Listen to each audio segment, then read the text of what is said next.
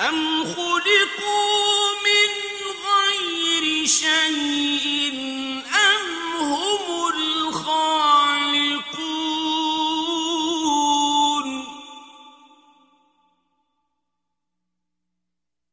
أم خلقوا السماوات والأرض بل لا يوقنون.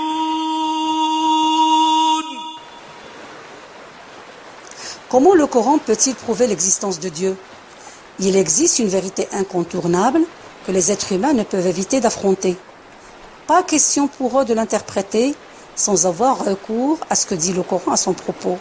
C'est le fait qu'ils ont un créateur qui les a créés et c'est Dieu Tout-Puissant. Il existe par lui-même et ils sont créés pour l'adorer tout seul.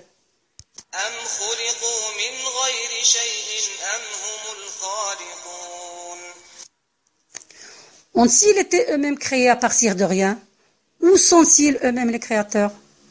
Or, l'existence des êtres humains du néant est une affaire tout d'abord réfutée par la logique de l'instinct. Elle n'a besoin ni de peu ni de beaucoup de débats. Quant à ce qu'ils seraient les créateurs d'eux-mêmes, c'est une chose qu'ils n'ont pas prétendue et qui ne peut être prétendue par n'importe quelle autre créature. Si ces deux hypothèses ne sont pas fondées en raison de la logique innée, donc la seule vérité qui persiste, c'est celle révélée par le Coran. C'est qu'ils sont tous des créatures de Dieu l'unique.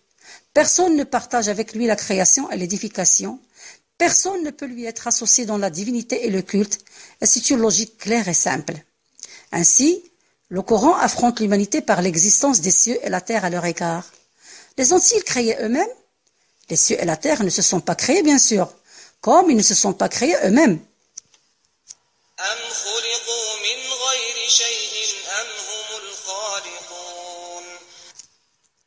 Ont-ils été eux-mêmes créés à partir de rien? Où sont-ils eux-mêmes les créateurs? Les êtres humains et tous les gens sages qui se réfèrent à la logique instinctive ne disent pas les cieux et la terre se sont créés eux-mêmes ou qu'ils ont été créés sans créateur. Eux aussi ne prétendent pas les avoir créés. Ils sont vis-à-vis d'eux, questions vivantes nécessitant une réponse sur son existence. Quand on leur demandait qui a créé les cieux et la terre, ils répondaient Allah. Toute personne interrogée sur le créateur des cieux et la terre ne trouvera aucune autre réponse que de dire Allah. Sauf que cette vérité n'était pas assimilée par leur perception au point d'une certitude qui mettrait en place ses empreintes dans le cœur, l'inciterait à une croyance claire et précise.